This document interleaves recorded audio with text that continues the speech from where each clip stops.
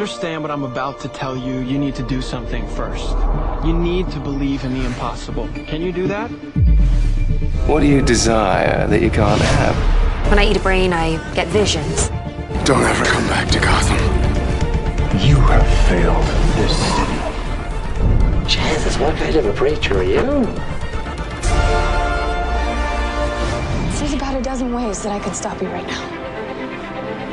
But I don't think I have to. Because where I'm from, your grandson becomes the greatest hero in the universe. Now you should at least give a brother a moment to say something heroically clever. In the future, my friends may not be heroes, but if we succeed, they will be remembered as legends.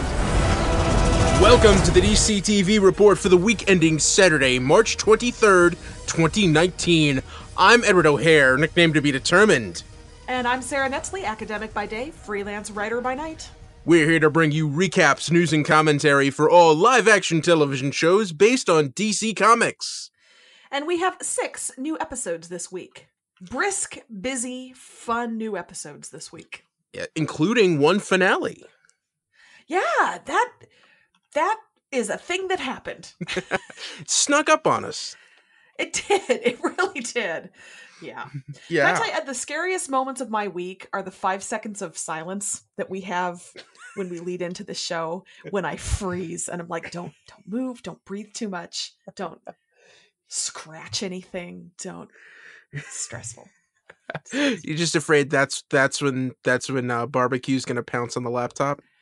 I shut her out of the bedroom the other night, and I legitimately had the cat paws under the door, like she was some kind of zombie. Like, I don't know what she thought we were doing in there. I was just keeping some cats separated. But no, she wanted in. So, yeah, that would be when she would decide to launch a full-scale attack with her furry little body. Well, welcome to the DC and Cat Report. yes. For those who care, which probably isn't much, we are changing up our routine a little bit this week, and we're recording on a Friday afternoon. It's weird. It's weird. This is very strange. It's really not. I'm in the same room. I mean, like, nothing about my surroundings is different. It could be midnight or 5 a.m. in here for all I can tell. But yes. But you got natural light where you are, Ed, right? So you have a little more. Yeah, a little sun. Yeah, a little bit. I keep the blinds down, but it's all right. It's nice and cozy, nice little cave. But to keep with the routine, we both did just watch Doom Patrol. In accordance with custom, we both hit stop on the credits to race into our studios.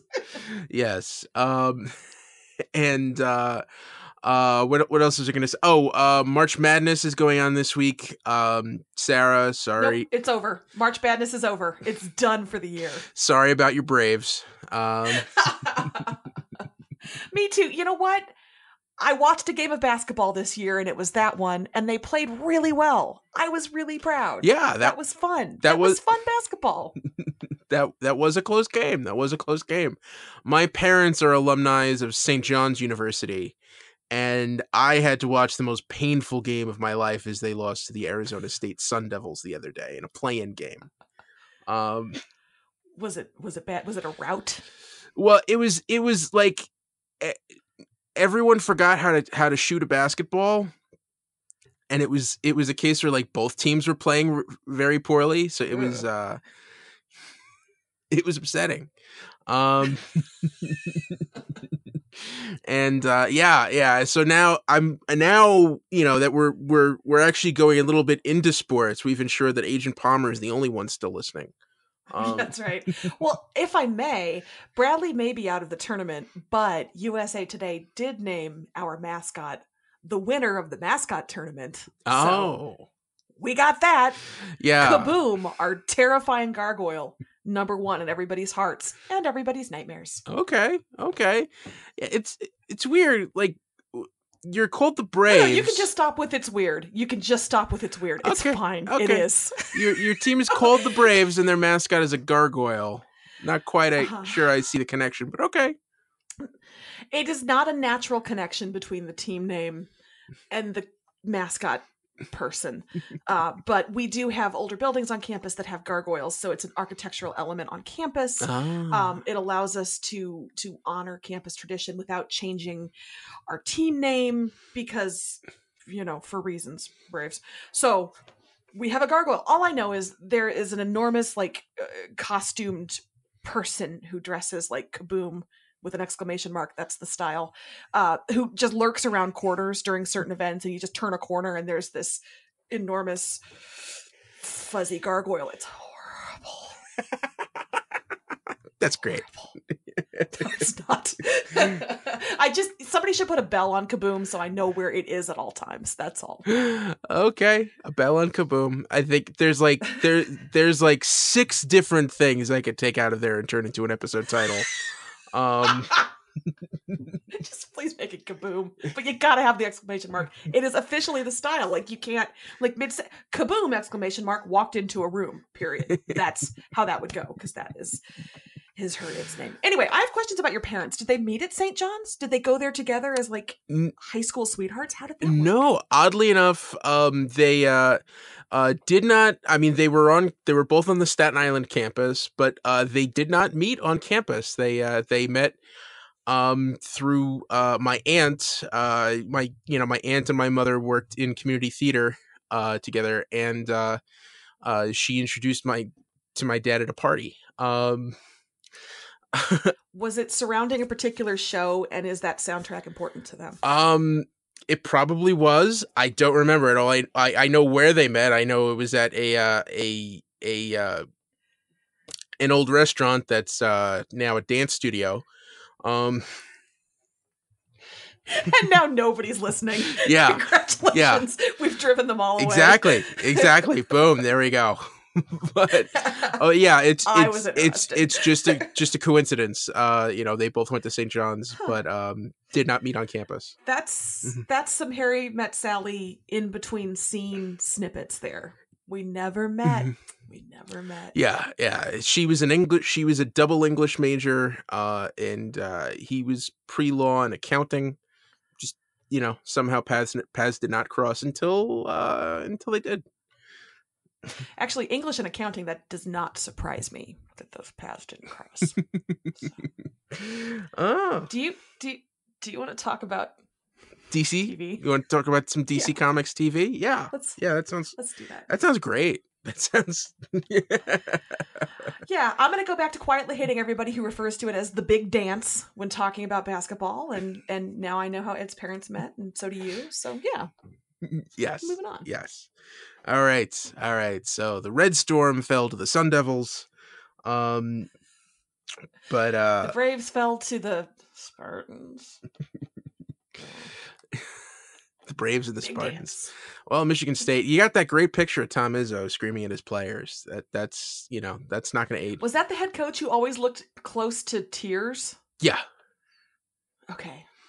He doesn't seem like a happy man. Well, I think he's won at least 2 national championships. But anyway, you'd think that would bring joy to his soul, but not according to his face area. Yeah. All right, let's really dive in this time. We're serious. Okay. We're serious. Please don't turn us off. Okay, it's 8 minutes. It's time for some DC Comics TV. You ready? So our first episode up. I'm so ready. Okay, our first episode is Supergirl, Season 4, Episode 15. Oh brother, where art thou? James sat in a hospital bed in critical condition after being shot in the back. Kara joined on in his hunt for Manchester Black. Lena brought her dying brother Lex home from prison to help her crack the Haranel serum. Last-minute reveal, after betraying Lena, taking the serum, and escaping custody, Lex flew up in a helicopter and was happy to meet Supergirl for the first time. Ed, did you know that we've been waiting for Lex this whole time? I had no idea until it happened, and I was like, oh my God. And it wasn't even, I mean, in the beginning it was good. Lex's brainy menace is good, but those last 5 minutes. Oh yeah. Yeah. Well, it was so weird because, like, it opens with, the flashback to 4 years ago, and you see, like, that's pretty much Lex from the comics. Like, he gets he gets the self-righteousness down, and the ego tripping and everything else. Well, and he literally says, "I was the man of tomorrow, not him." And I mean, that references a pretty famous comic run, right? Yeah. Man of Tomorrow. Yes. Yeah. That's one of Superman's monikers. Yeah, and there was also another storyline called "Whatever Happened to the Man of Tomorrow." But yeah, and I think I think it was a very great portrayal of the character. And then, of course, the whole episode, it's like he's sick, but he's not dangerous, but it's like, wow, what a jerk. He's miserable, and he's going to go out miserable, and he's going to make everybody miserable while he's doing it. Yes, yeah. And then he gave that, like, I think online I said it's been the best hallway speech on this show since Cat Grant left. Where he kind of sits Lena down and talks about, pushing her, their sibling rivalry and everything else. And he gives this really impassioned speech that, like, gets her over the hump to find that to crack the serum. And then at the end, it just all turns on a dime. And,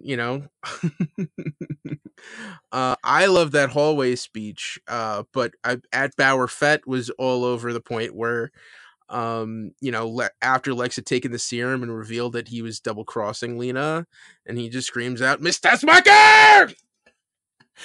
That's when the whole thing turned for me in the best possible way. Yeah. And you realize, oh, he's ruthless. And, like, as bad as, like, Manchester or Ben Lockwood, where like Kara is really in trouble now. Like, this is, especially if he decides to team up with Ben Lockwood. I don't know that he would necessarily, but if those guys all join forces, that could be problematic. Yeah, his Lex was really good before that, but then when you get the Miss Tessmacher, I think that just amped it up into just fun. And I love that story about, I didn't love the dying dog. Nobody likes a dying dog. But, him going on the trip and meeting Lena's birth mother, and that he used it to manipulate her, but it was also true. So you get that layer of character for both of them. It was well done, well written, good stuff. I still think John Cryer's a little strangely old for this part. Sorry about that. But he did it really well, and I enjoyed watching him. So whatever. As with most things on this show, I enjoy it so much, I'm willing to just blow right past it and keep enjoying. Yeah. I think so too. I thought that was great. And let's talk. What do you want to do next? Let's talk about the rest of the show. We can be fast. Yeah. So James Manchester. Okay. Oh, there are two different things that we can talk about, and we both went in different directions. Which one do you want to do first? All right, let's talk about Manchester. Okay. Is he dead? I don't think he's dead. I mean, I think he's neutralized. I wouldn't be surprised if he's still roaming around somewhere in John's brain.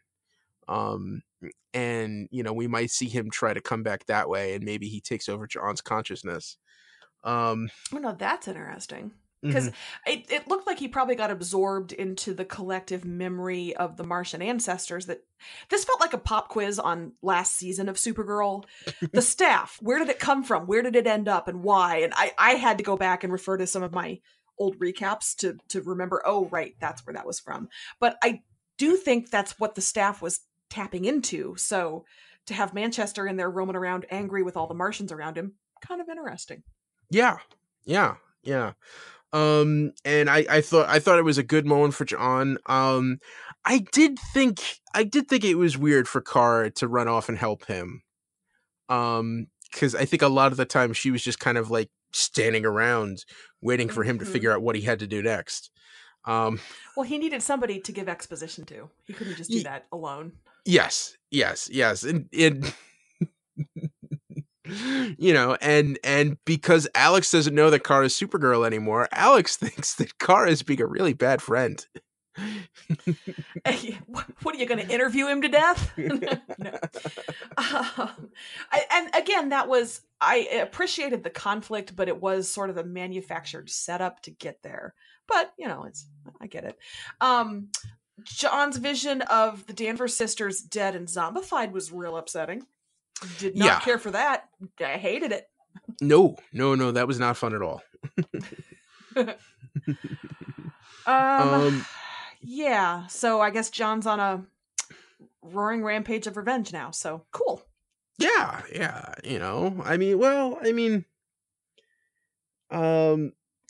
I think now he thinks he's taken over Manchester, so he could probably take a little bit of a break. But yeah, so that's done. And what else? Oh, Brainy and Nia. Yeah. I thought this was well handled. You had the callback to Brainy reminding Lena to compartmentalize those emotions, little boxes, and then Brainy fails spectacularly. And can I just say, Mon-El, very dismissive. Microaggressions are a form of trauma.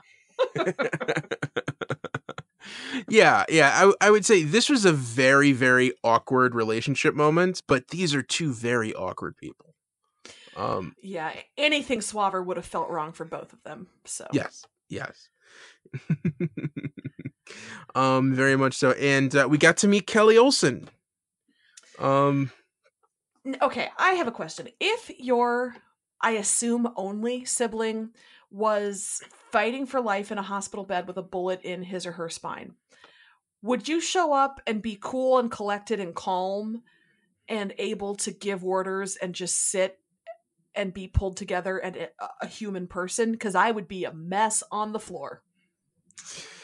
Yeah. I mean, I guess it depends. Like, if she knows James that well, and like he knows that like this is his line of work, and especially him being Superman's best friend, that he's been in tight spaces like this before. And she does say that she's visited him in a hospital like a dozen times, and she herself is military. Still, her level of pulled togetherness was impressive. Yes. Yeah, I would say that. She was definitely handling it much better than Alex. I didn't think Alex and James were that close, but apparently so. Yeah. Well, I think the writers really wanted them to be for this episode. Do what you got to do for the story in a given week. Yeah. Laugh. So, all right. Cool. Was there anything more you wanted to say about the episode? No, I guess that. Oh, James is okay. James survived. James. Yeah. James pulled through. But Lex, man, Lex Luthor. Who would have thought? John Cryer. Wow. I would say this is people are gonna think I'm crazy, but to me this is the best Lex Luthor on screen since Sherman Howard. In Superboy. Where does that put Gene Hackman for you? Gene Hackman's good. I mean, he's not. I said since Sherman Howard, so Gene Hackman I think is still probably the gold standard, even though his version of Lex doesn't really reflect what's in the comics now. But for the time, I thought he was the best could be. But to me, I actually put Sherman Howard above Gene Hackman. And that's probably just more because I was 4. But we will need to go back and rewatch some of those someday. Great. When there's a break in live action TV, I look forward to that. Break. Yeah. Yes. All right. Was there any news for Supergirl? Just that in upcoming episodes, we are going to get some backstory on Eve Tessmacher to kind of find out why she did what she did. And also, we are going to see the return of Marin, John's father. That's Carl Lumley. As we have a John-centric episode as he's kind of struggling with his nature. We're going to see the return of his father to, I assume, scold him. I feel like Marin was a sweet man, but he was a scold. So that's coming up. I think it's going to be on the 31st, March 31st. So take a look at that. All right. All right. So that's it for Supergirl. Next up is Arrow. Season 7, episode 14, Star City 2040. Mia and William went against their mother's instructions and infiltrated Galaxy 1 headquarters to uncover a plot to level Star City. Zoe, Roy, and Dinah learned from Renee that he condoned the plan because he was an idiot.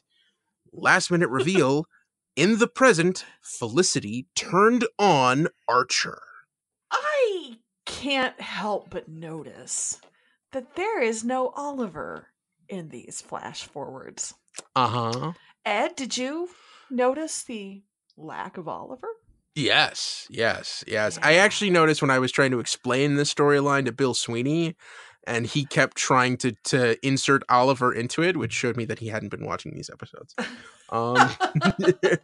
Busted. And he's like, so what's Oliver up to in the flash forwards? And like, well, I thought all the flashbacks were meant to be from his perspective. And I'm like, not this season. Oh, Bill.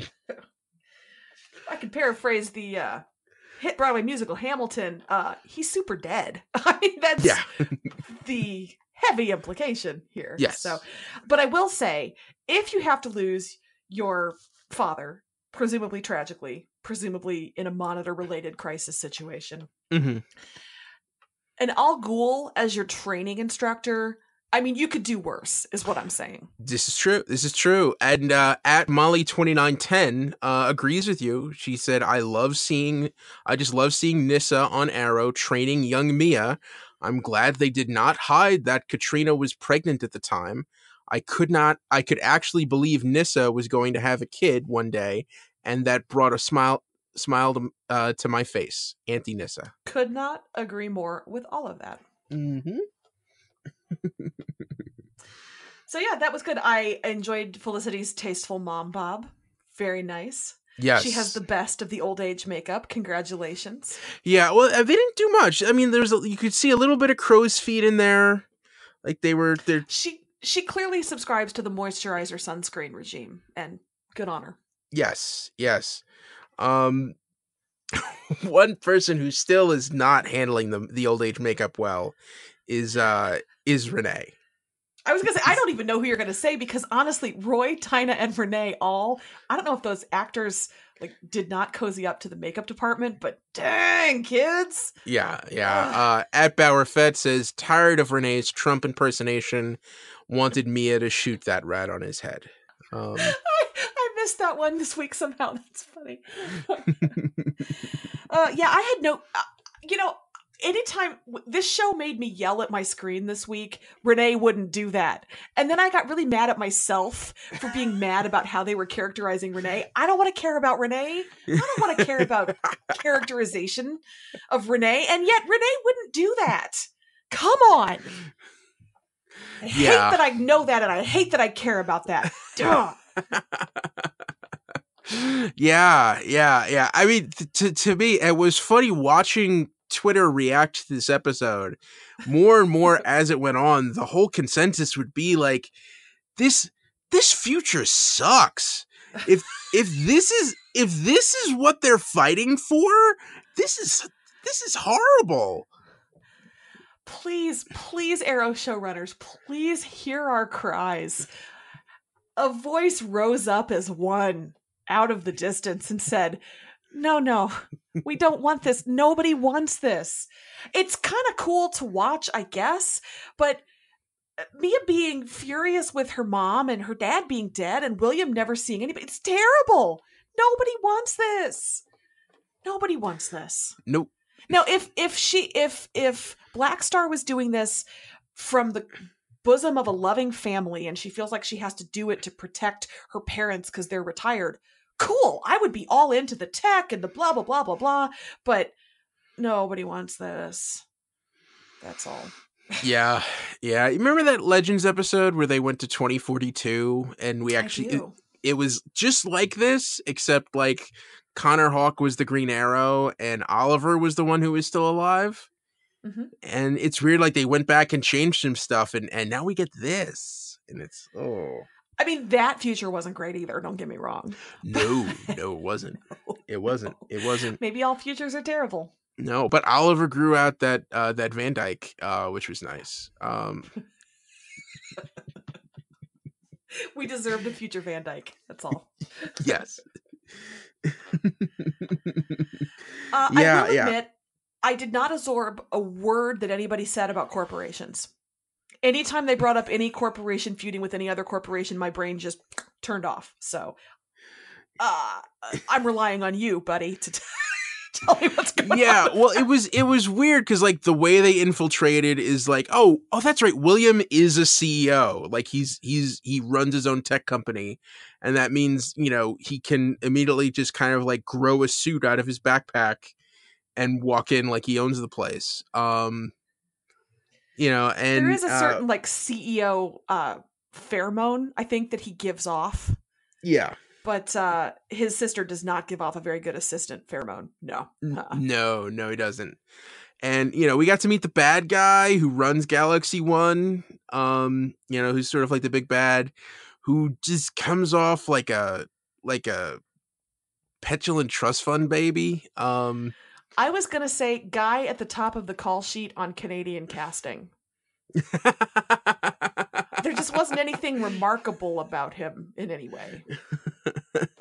It's the meanest thing I've said about anybody in a long time, and I'm sorry. Rando Canadian actor. I assume he's Canadian. I don't know. Yeah, it seems like the kind of guy the cast of The Hills would think is a jerk. That's a really specific savage insult. God, do you believe that guy? Like, did you see how he was looking at me? Ah, gross. We should record at 1 on a Friday more often. I feel like we're at the peak of our powers.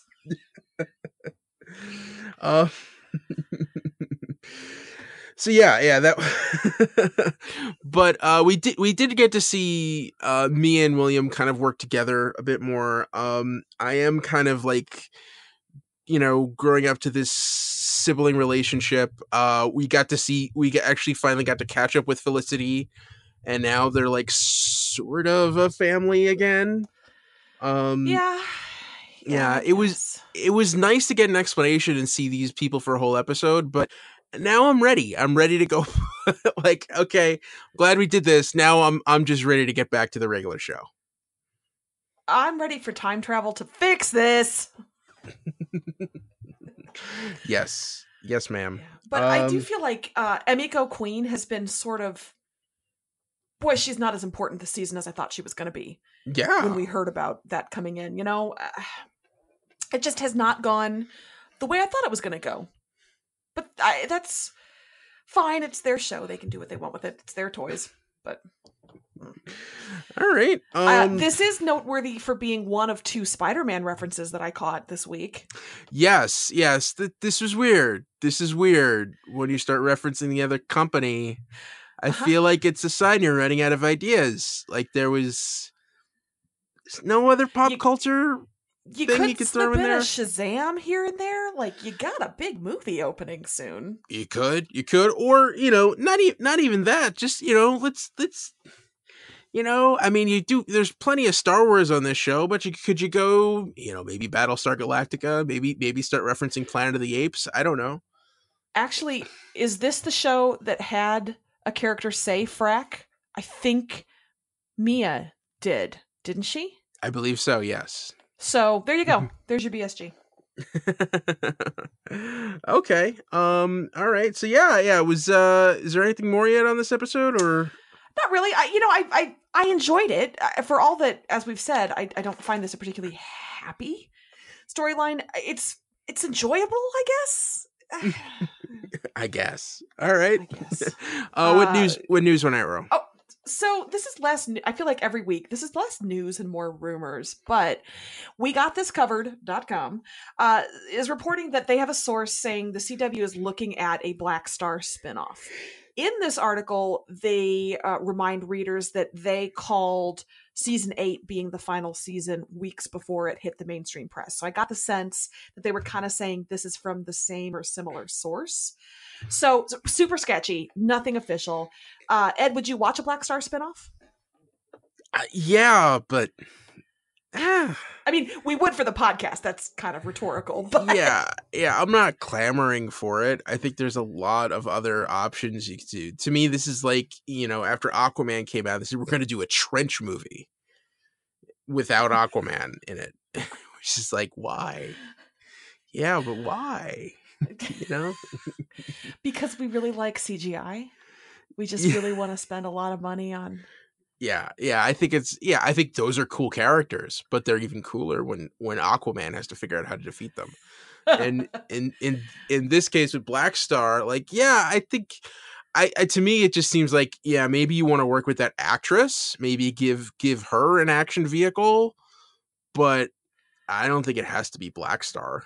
And I think we just kind of established that we're not really into this future timeline. So if they want to reset the timeline and keep her as the Olicity offspring, but in a slightly happier circumstance, I'd be open to that. I'm with you. I like the actress and I like the character and the idea of the character. This is just not. I know life isn't a happy ending, but I just wanted better for these characters we love. I would rather watch a movie about the drumming octopus from Aquaman than Black Star hating her parents, one of whom is really dead. Yeah. And what's a drumming octopus if there's, no crab for him to sing along with him? You have asked such an important question this day. What is a drumming octopus without his singing crab friend? All right. We ready to move on?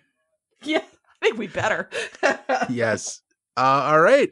So next up is Black Lightning, Season 2 Finale. The Book of the Apocalypse, Chapter 2, The Omega.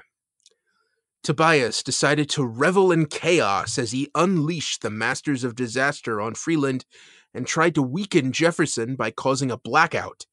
Nyssa and Jennifer cared for Gamby after he suffered terrible burns trying to stop Jennifer from overloading.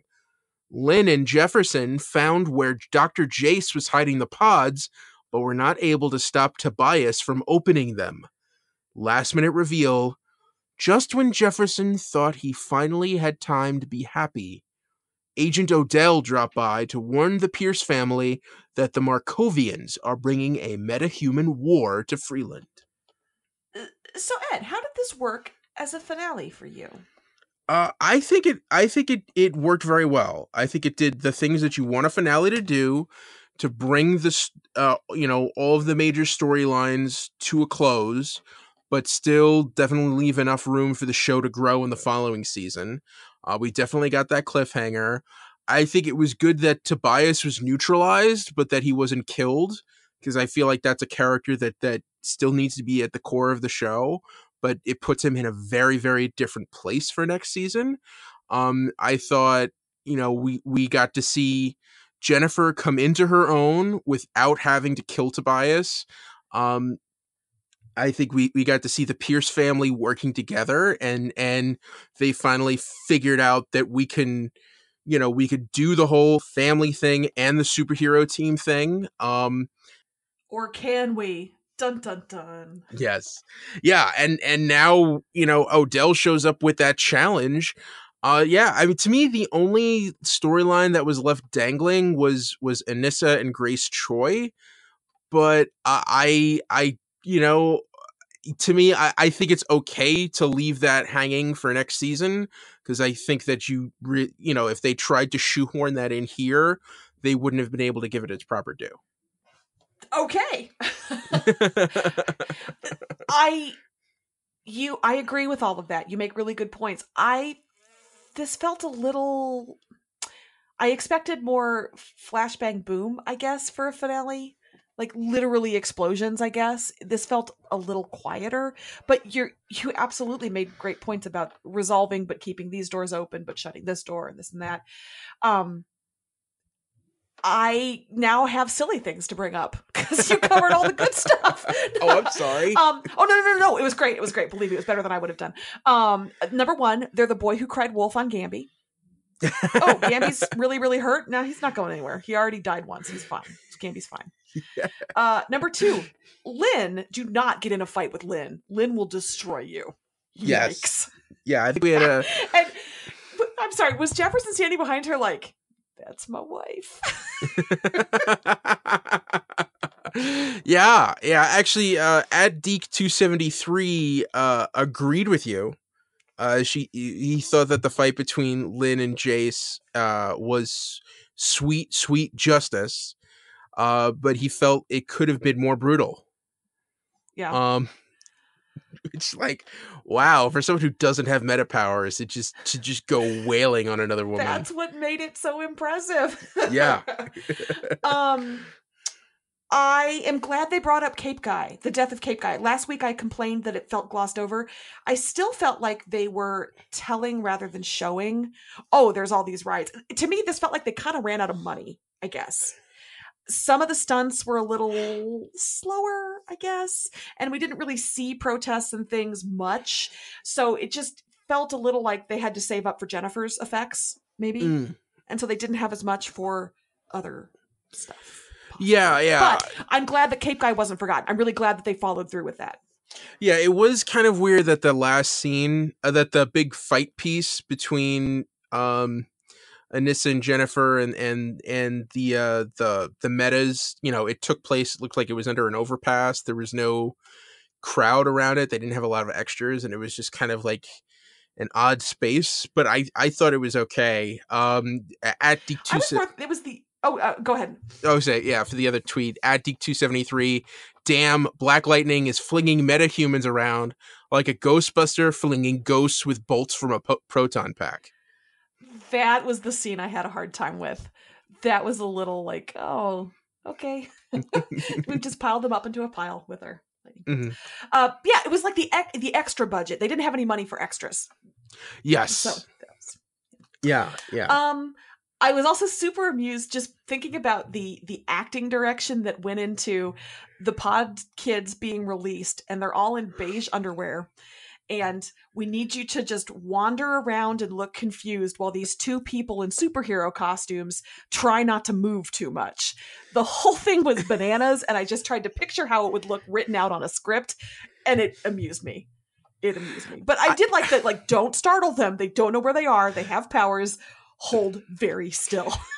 Yeah, this is a point sometimes where I figure, like, if people are dial flipping and they just wander onto that scene. What is happening? What's going on? Are they gonna kill these kids? Like, what's? No, that's The Walking Dead. Who's the bad guy in this scene? Where did they get such comfortable looking undergarments? Yes. Why are they all in them? Aren't they cold? Yeah. Also, that was Khalil, right?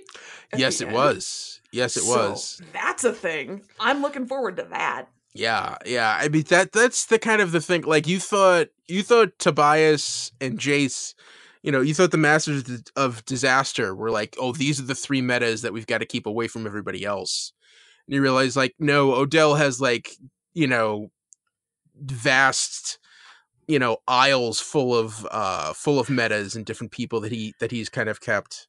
And that is just the tip of the iceberg. And yeah, I'm wondering, like, is that a clone of Khalil? Is that Khalil? Like, what's the deal there?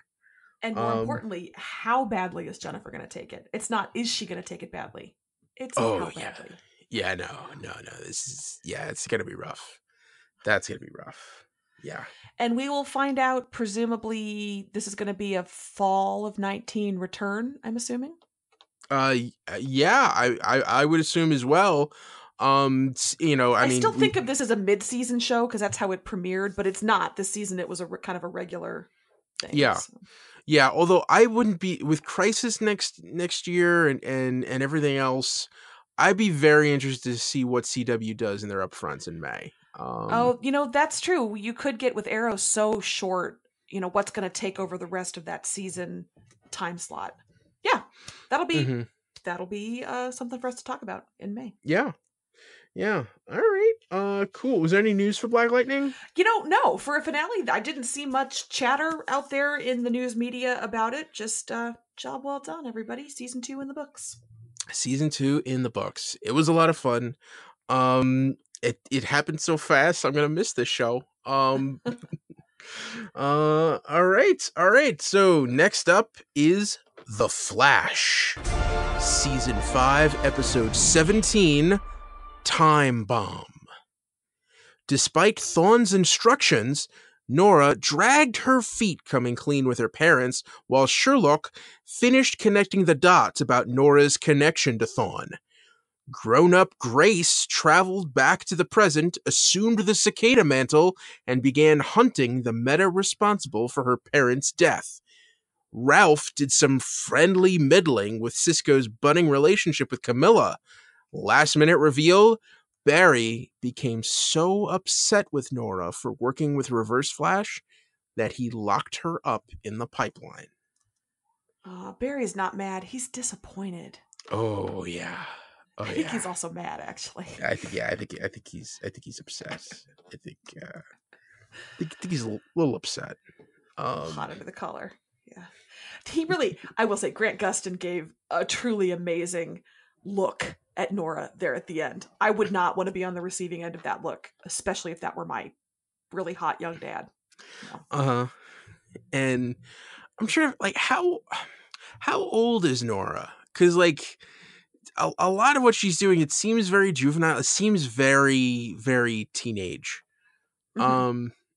But yeah, I think it's kind of because she's been in this sheltered state for so long, and I want to know, like, how long has she been working with Thawne? How long was the prep to that?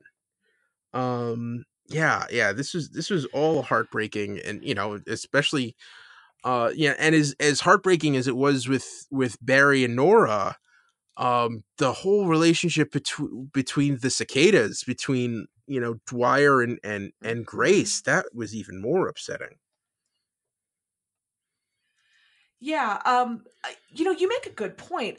I wonder if I would have reacted better to Nora if she had been 17, and that kind of explains some of the brattiness and the frustrations we had with her character, as opposed to the 25-ish, I'm guessing, 24, 23, I don't know. Yeah, early 20s. But yeah, and when did Thawne get his hooks in her is a good question too, because that could, there's metaphors for grooming and things in there that I don't really want to dwell on, but like that could stunt a person too. If he's been preparing her for this, how long has it been? And I just think she should have come around to realizing she needed to share this much, much sooner. Nora, poorly handled. Just poorly handled.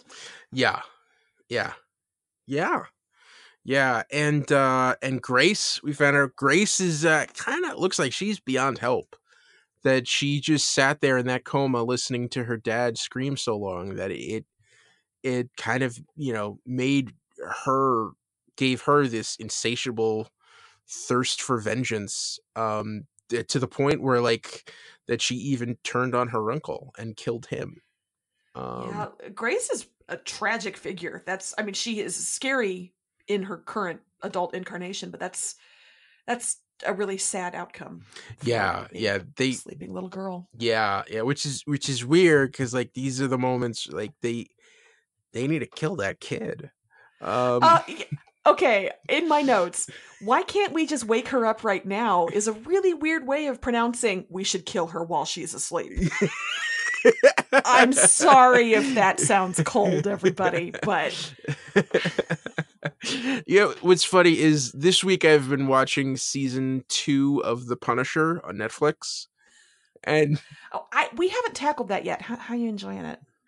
It's okay. It's The Punisher, like it's exactly what you think it is. It exists as the Punisher, and our opinions do not matter at all. Yes, but it is funny watching these DC shows, knowing that if John Bernthal was in this situation, it's like, hey, just hand me that machine gun. All right, let's just do this. It's like no hesitation. It's like, what are we talking about here? Like, oh, was this the wrong bed? Sorry, my bad. Sorry. Here's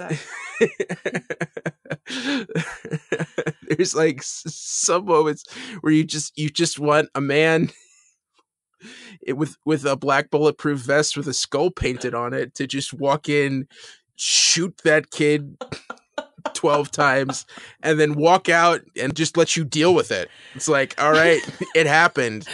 Just that happened. There's nothing we could do about it. I mean, we wouldn't have done it, but I guess we can move on now. Nobody's happy it had to happen, least of all the Punisher. Some situations just... But yeah, I mean, it was, but the thing you pointed out, Nora already tried waking up Grace and then realized, like, no, she needs to stay asleep.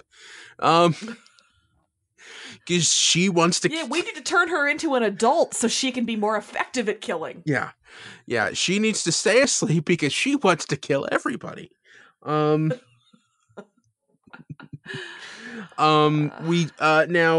the Bolins. We got a new view of metahumans this week. We found out that Mrs. Bolin, Vicky, didn't really understand her powers and caused an ATM to go wacky and walked away before it exploded in Grace's parents' face. I think it's weird that she didn't know that she caused that. But I guess some people walk through life more oblivious than others, but that is a very strange thing to be like, she urkled that in a way that I found kind of strange. Yeah.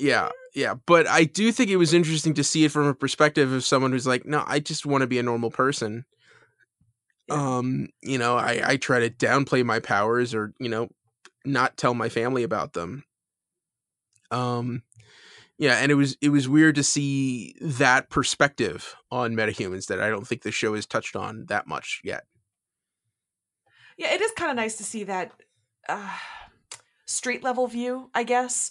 We're in Star Labs so much, and then you've got Cicada who's trying to stamp out metas, but the mom who's just wants to be with her family. That was hard to watch when the dad shunned her like that. That was rough. Yes. Mm-hmm.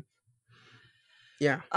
We had a bunch of pop culture references this week. We had an Operation Shazam. We had a Not Penny's Boat. We had a Peter Parkered her. There were a dizzying array of references. Yeah, the Peter Parker. Those keeping score. Yeah, the Peter Parker to me was lazy writing.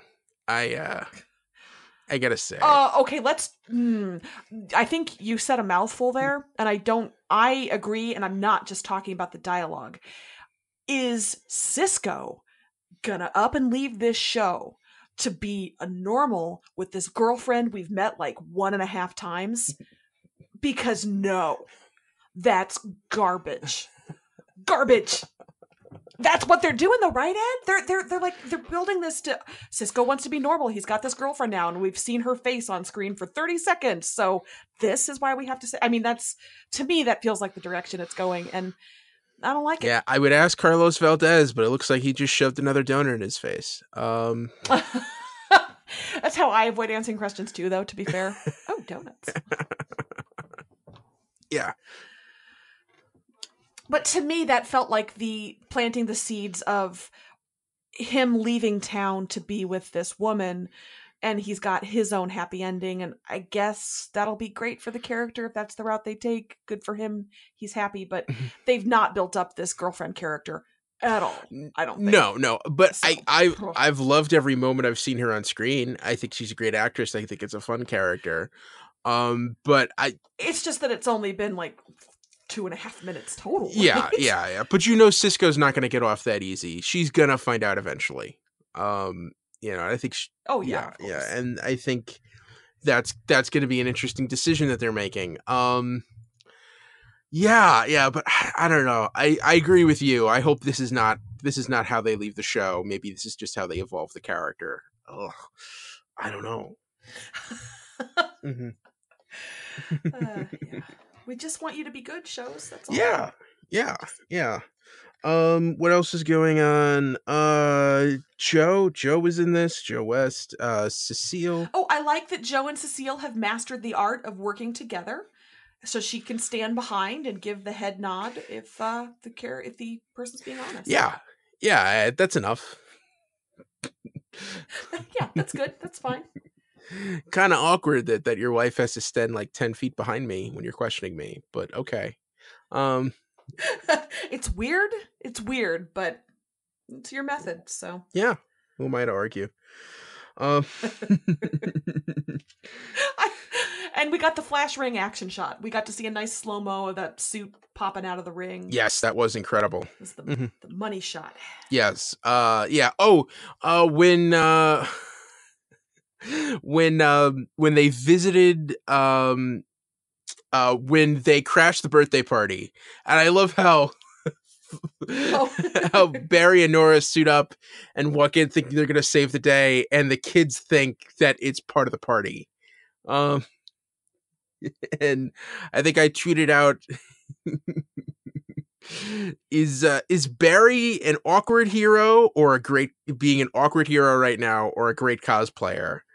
And at Tijanosaurus pointed out, or is he an awkward hero and a great cosplayer?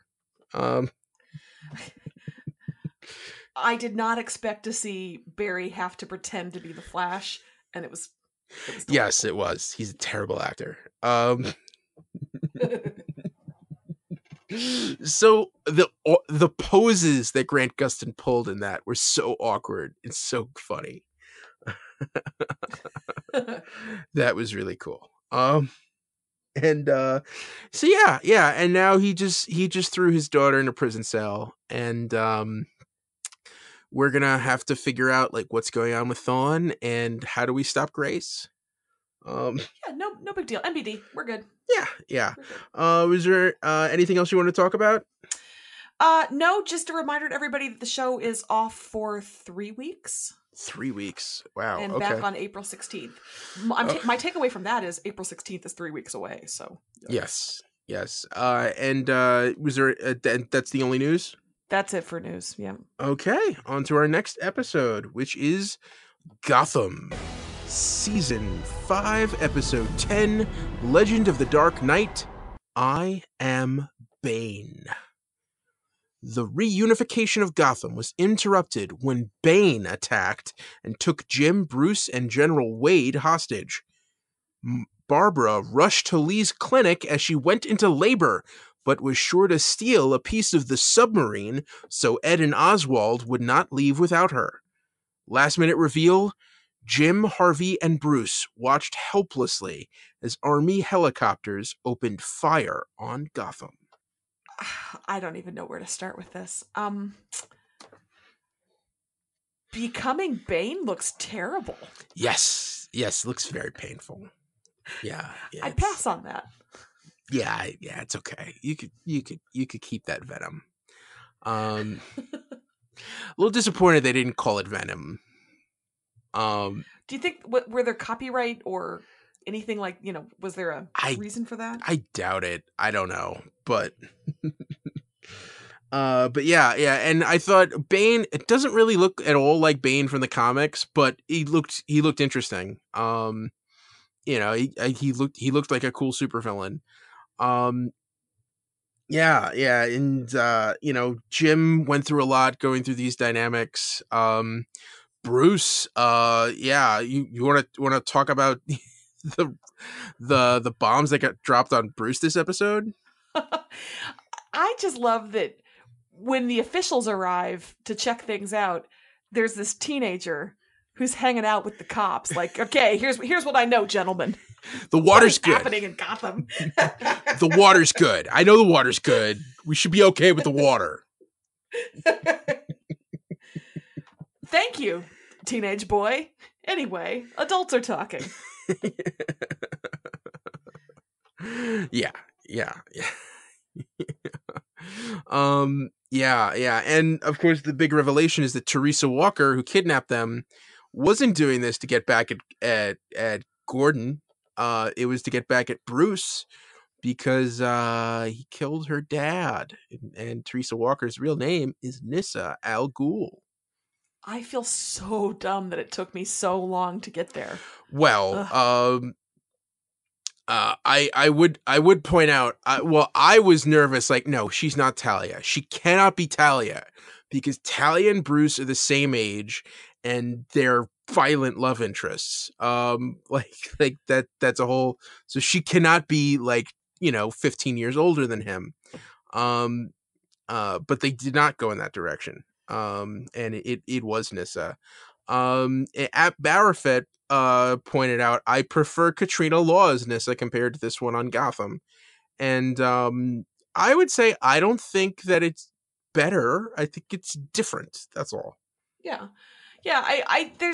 We get kind of used to multiple incarnations of the same characters, so I don't get too fussy about like, ooh, this one versus. Well, okay, I do sometimes. That's not true, but yeah, this one is different. I like this actress though. I tend to appreciate her performances. So, this feels like a slightly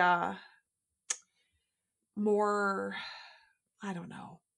I don't want to say older because I don't mean older, but she doesn't. I don't expect her to like kick me in the face unexpectedly. Mm-hmm. The way the Katrina Law version, I just would be prepared for physical assault upon my person at any moment. And this one feels a little more. I'm gonna think this through. More ask questions first, kick later. More deliberate. Oh yeah, thank you for coming up with the word. Yes. Yeah. And what's weird is the fact that Bane's involved in this. It sort of seems like a retread of Dark Knight Rises, but it's coming at it from a different angle on a completely different show. Yeah, and I was never super into the Bane thing. I haven't read the Bane comic arcs, and in the movie, it's fine, whatever. So. I'm not super into like, oh, Bane. It's fine. Yeah, there was a time in the 90s. Bane is one of those things where like they actually did. Tom Hardy's portrayal was pretty good, but like the whole thing with Bane came right around the same time as Doomsday did in the Superman comics. And Bane was sort of meant to be like this equivalent to Batman where he was so much stronger, but also that he was a super genius. And, the whole big storyline with Nightfall was that he released all of the criminals out of Arkham and let Batman get tired beating up all of them before then Bane swooped in and broke Batman's back. That's kind of what makes him dangerous, is not just that he's souped up on this venom, but also that he is a high level intelligence. That's what makes him dangerous and near impossible for Batman to defeat. I don't get that vibe from Shane West. No, you don't. Okay. That's not with this character. It was sort of with Tom Hardy's version of the character. But they got the venom part right, and he's just another big guy, and of course in here he's foiling Jim much more than he's foiling Bruce. Well, it would be tacky to beat up a teenager. Yes. Yes. Let's talk about my favorite comedy duo of 2019, Ed and Oswald. And I would have to add Babs. Every time she calls him Pengy, an angel gets its wings.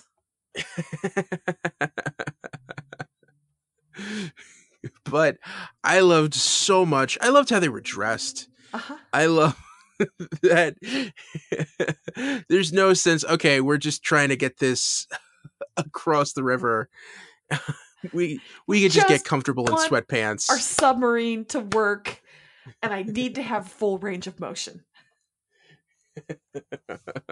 Yeah, no. We're getting nice suits. And I thought that their whole storyline following her to the clinic, I thought that was delightful.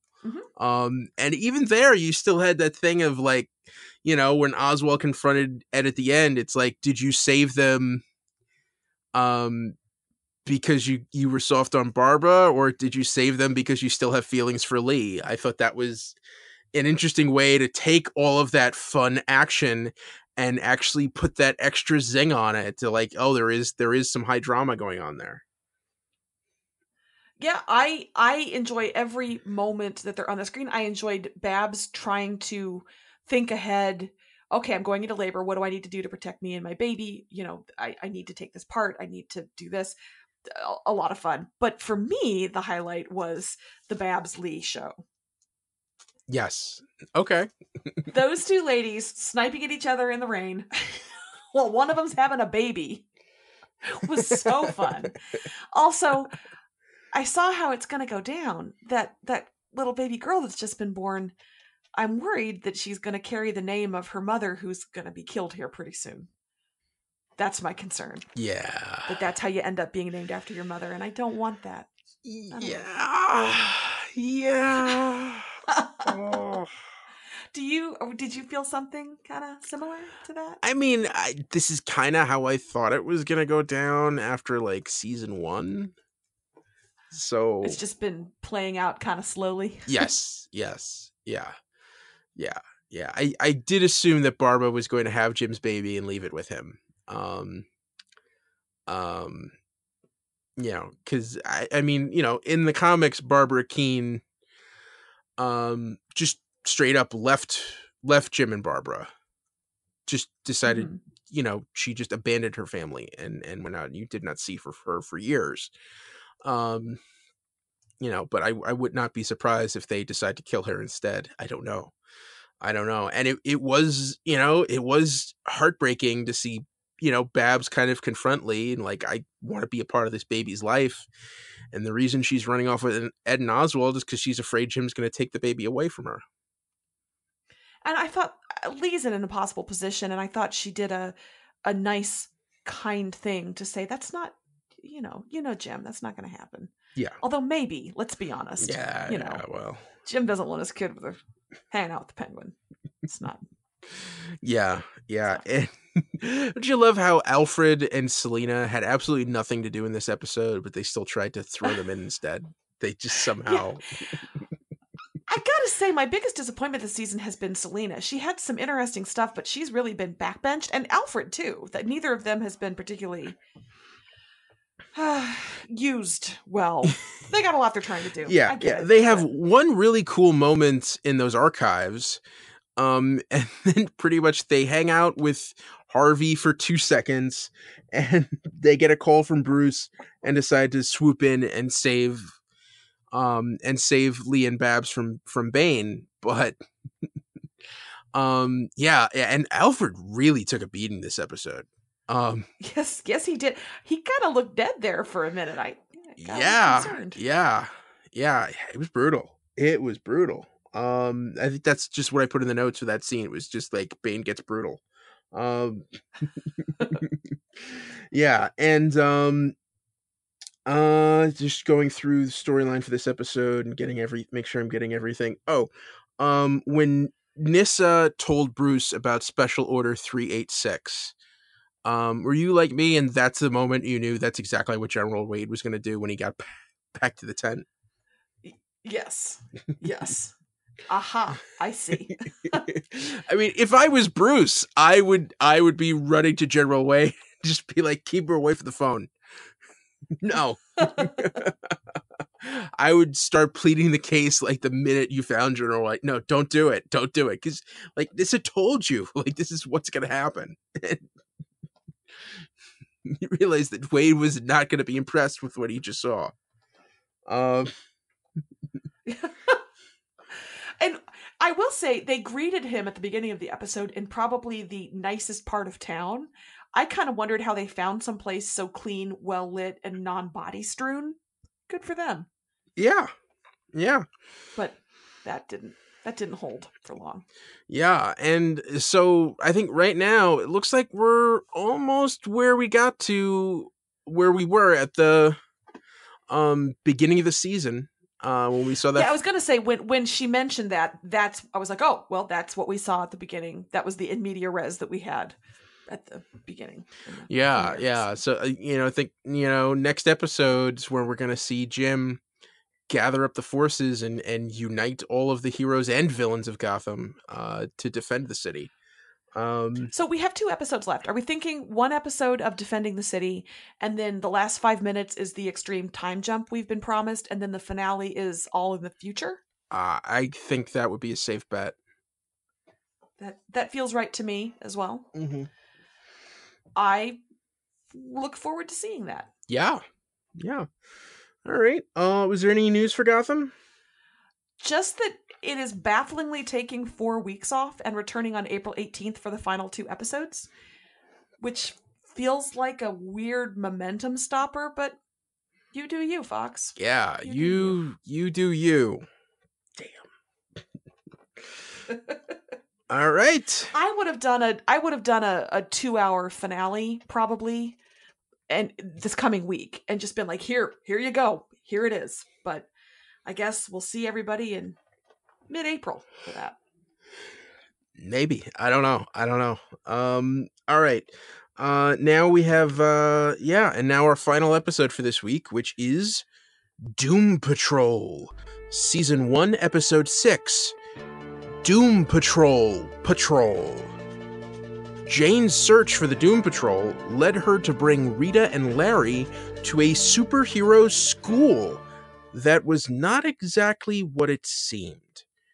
Rita thought back on the events that brought her to ask the chief for help and her brief tryst with Mento, leader of the Doom Patrol. Vic asked Cliff to watch over him while he was rebooted by his father. Last minute reveal, looking at Clara's facehole pics, Cliff realized that she grew up thinking his old friend Bump was her father. Holy cow, I liked this episode. Yeah. This was a good episode. Yeah. I got done, and as we discussed earlier, we had to immediately come and record. I would have started from the beginning and watched it again had we not been doing that, honestly. It's great. Yeah, I thought every character got important moments, except maybe Larry, but even then I thought his scene at the end where he's talking to his negative passenger, that was Rita. A lot of this was Rita centric. We got to see that the Doom Patrol was a thing in the 50s. We got to see a different version of the super team and kind of like, I guess, what were the Chief's original hopes for what he was doing, and then it all went that ended badly. Yeah. Really upsettingly badly. Yeah. I also liked the idea that, because at first when they get to the school and you see Mento and Amani and Rhea, and you see it's been 60 years, but it doesn't look like they've aged a day. And I liked the fact that once everything reset, that they had grown old, which because for a while it seemed like, for all the characters in this show, it seemed like they weren't aging at all. Like this was just stuff that happened to them in the 70s and the 50s, and they stayed exactly the same. And it doesn't look like Niles ages one day a bit over the course of the series. To be fair, Timothy Dalton, that's just good genes. Yes. But I like to see, it was interesting to see that that's not the case for everybody. Mm-hmm. Yeah. Tragically, horribly not the case for everybody. I cannot get over the terrible reveal there at the end with the firebox and the swirling knives, and oh my gosh. Ooh. Yeah. That's mm-hmm. Yeah.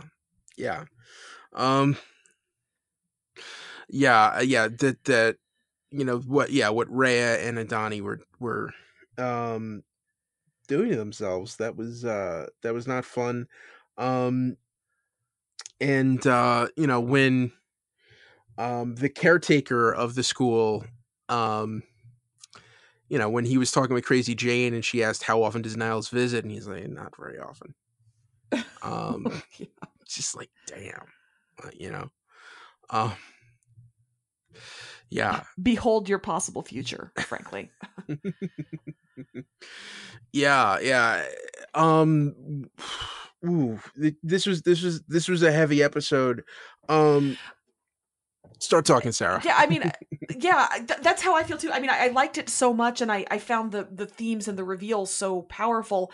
It's sort of hard to say much more than that. It's just, if you're not subscribing to this and you're listening to this segment, you should get on it. This was good stuff, because we have this backstory and depth on all the characters. We got layers on all of them. I don't know. I could still take or leave Cyborg, honestly, in this and most things.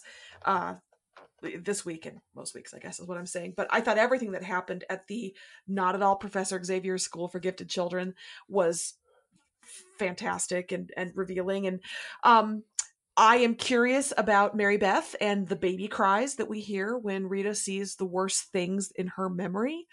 I am excited to explore that a little more. I also would think it's cool if Animal Vegetable Mineral Man keeps turning up, aiding and abiding. That was hysterical. But seriously, it had good. It had levity when you needed it, because it did get so heavy at the end with what happened to this team, and just the perfect day song set over this scene of caretaking these broken superheroes. I think we didn't see Negative Man, but boy, we felt Negative Man. Yes. So yes, that's just, yeah. Jane getting drowned in an ocean of puzzle pieces. Uh-huh. And whose hand was that sticking out of the... Whose hand was that? Yeah. Not anybody good. That was a beefy arm reaching for her. I didn't care for that. Ooh. Yeah. Oh man, so many questions coming out of this. But it's making us ask it, and it's parceling out the answers, I think, really nicely. We kind of have a sense of where Larry Trainor's coming from, although I'm not sure about the syringe hands on the man who menaced him.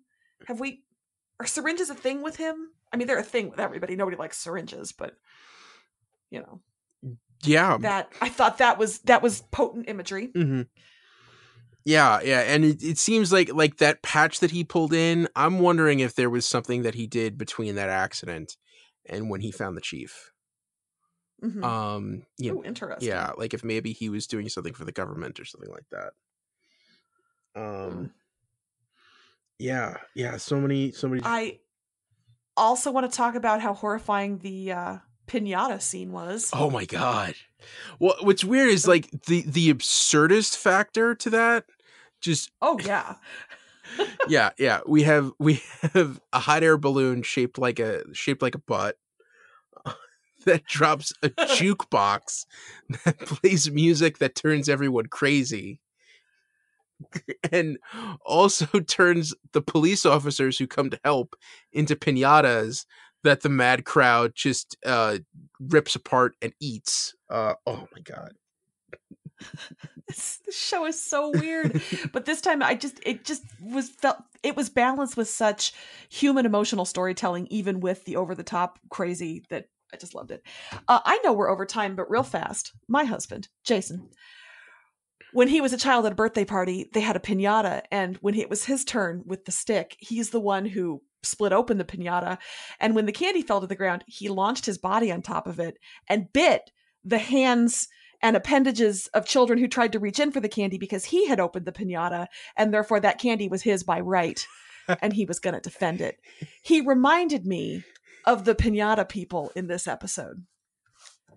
That's all. Okay. To the victor go the spoils, and woe be it on your fingers if you try to snag a Tootsie Roll. He's going to punish you with his teeth. That's incredible. That's great. Yeah, it's on Twitter you see what's the most on-brand story about you from your childhood. That is 100% his on-brand story. story. Yes. I have nothing else about this episode. It was fantastic. Yeah, I think we do need to talk a little bit about Victor and Silas, and I thought Silas had a cool moment with Cliff where he basically told him, "You're a bad dad." Yeah. Which is pot kettle. Like, if Silas tells you that. Yeah. I shouldn't say that. I mean, sorry, Silas. I didn't mean to, Well, no. I meant Cliff telling Silas he was a bad dad. Oh, yes. right. Yeah. Which... Well, reverse. I mean, like, both of them. Neither is great. All the pots and all the kettles. All of them. Yeah. And I don't understand why someone couldn't just help Cliff, because he wanted to see Clara. I don't think that was a big ask. Glad Vic did it for him at the end. And I'm sure now Cliff is wishing that he hadn't done that. Yeah. And it's one thing if everybody didn't want to do it because they were trying to spare him pain, but I don't get the sense that's what it was. I get a sense they just don't really like Cliff, and they're like, dude, figure out how to Google. Yeah. Figure out facehole. Facehole? Facehole. Was that? Well, I think that's what he was calling it. Oh. Well, no, sometimes shows do fake social media, so I didn't know if that was officially. Yeah, I think that the website he was using was called Ramble instead of Google. Sure. But all right, cool. And all right, was there any news for Doom Patrol? No. Okay, all right. Not so much. We're just rolling along. I think we're on the back half. Are we getting close to the back half slide? Well, it's weird because I thought the show was 13 episodes, and now they're saying it's 15. So what? Yeah, I don't know. We may only be like DC Universe. Yeah, we may only be like a third of the way through. I mean, I'm excited. I'm enjoying the show. DC Universe likes to change running length. Yeah. Of seasons. Yeah, and remember, Titans was supposed to be 13. We only get 11. This is what I'm saying. Yeah. If we wake up tomorrow and there's only 8, I won't be that surprised. So, okay. All right. Let's get into news for other shows. Okay, I'm going to be brisk because we are running long. Krypton. We have a trailer for season 2. A lot of action, a lot of shouty punchy, and no release date. Disappointing. The trailer or the release date? The fact that we did not get a release date. I think that's the only reason to put out trailers, to announce your release date. But it does seem like a missed opportunity. If you're going to put out a trailer that people are going to watch, maybe let us know what day it's coming. But what did you think about the trailer? I thought it was good. We're getting more Brainiac. We're getting more Zod. We did not see Lobo, even though we know he's coming. But yeah. It reminded me the show existed, and I was glad for that. Wake me up when we get that red-eyed motorcycle weirdo. Okay.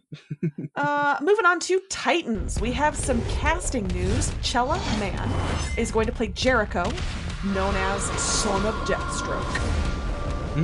The Deathstroke family is coming. Okay.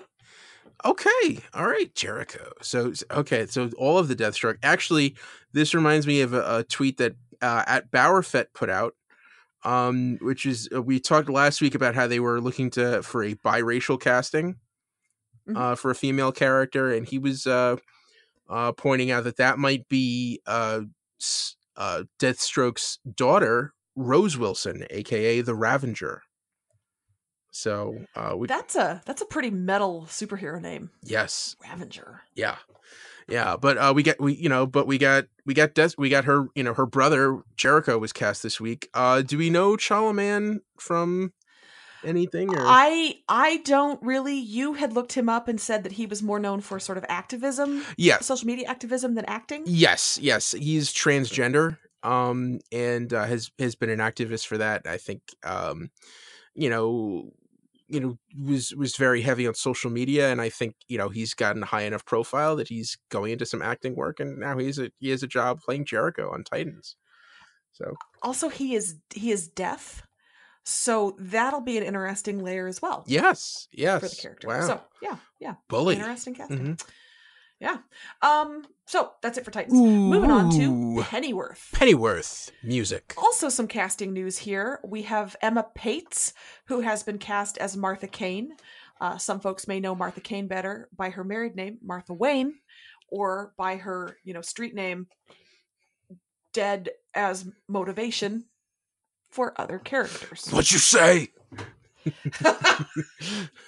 My mom's name is Martha too. I don't know. Sorry. We also have Jessica Ellerby cast as the Queen. I assume that Queen, but I guess I don't know that for sure. But, so we're gonna meet Queen Elizabeth on Pennyworth. Of course we are. We've got all these Wayneses running around. Wow, now there's a reason We've got the Queen. Now there's We've got serial killers. Yes. Now there's a reason for my mom to watch this show. Tell her it's the Crown spinoff. That's incredible. That's amazing. All right. Yeah, it could be a different queen. We saw Legends of Tomorrow had a queen, so who knows. And then last bit of news is for Why music? The Last Man. I feel like I always have to say The Last Man because just why isn't instructive enough. But in an interview with Pia Guerra, who is the artist on the comic book, she said the show is probably going to start filming in earnest this summer and that we could see it as early as the end of the year or early next year. And she talked about having seen the script for the pilot and how beautiful it was. And, it's what the creators tend to say when shows are being made about their stuff. Mm-hmm. But I thought this was really cool. They have a scene in the pilot in an artist studio, and they asked her if she could please contribute some sketches and some artwork for it. So that scene has her artwork, I guess, just sort of papering the walls there. So I thought it was really cool that the comic artist is going to have her art featured in the show. That's perfect. Wow.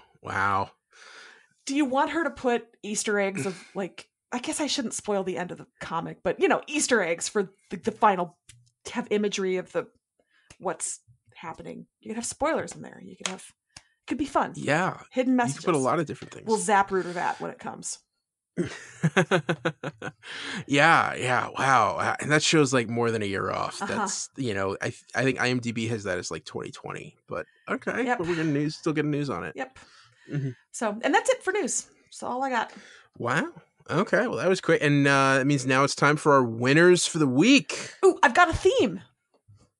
Ooh, well, since you have a theme, and I don't. Okay. Let me just say outright, right off the bat at the beginning of this week, my winner is John Cryer. I did not have high expectations, and he far surpassed them. I think he's the perfect Lex Luthor for this show, and I cannot wait to see him tangle with Supergirl. I second that emotion, and I feel similarly, but this week I went with Sisterhood. Oh. So you've got, I got going backwards in order that I watched them, basically. Doom Patrol, you had Rita with that terrible casting couch incident, and the secretary who says, "You were never here, honey. I never saw you." Sends her away. Sisterhood. You got Babs and Lee teaming up. There's the baby girl in the mix. The Smoke Women looked like they had a nice home life. Mia shopping for cheese for her mom. That was nice. On Supergirl, everybody really, Lena and Alex and James's sister, Kara, all of it. But Lena and Alex mostly. That was an interesting pep talk that they did. I just thought there was a lot of sisters helping sisters, ladies doing it for themselves, So matriarchy, winner of the week. All right. Cool. That was fun. All right. We finished, Sarah. We're done. And it's like broad daylight. This is so wild. We've got a whole day ahead of us. All right. Well, that's the DC TV report for this week. You can find us on Twitter. I'm at Edward O'Hare TBD. And I'm at Sarah Netzley, SaraNetzley. And follow the show on Twitter at DCTV Report. Send along your emails to dctv@wickedtheory.com. Also, be sure to subscribe to our show on your podcast app of choice and rate and review us. That helps more people find us. Check out our sister shows, the Wicked Theory Podcast and Preacher vs. Preacher. This has been a Wicked Theory Studios production. Executive producer, Bill Sweeney. Visit us at wickedtheory.com. Shazam, everybody. Shazam. Shazam!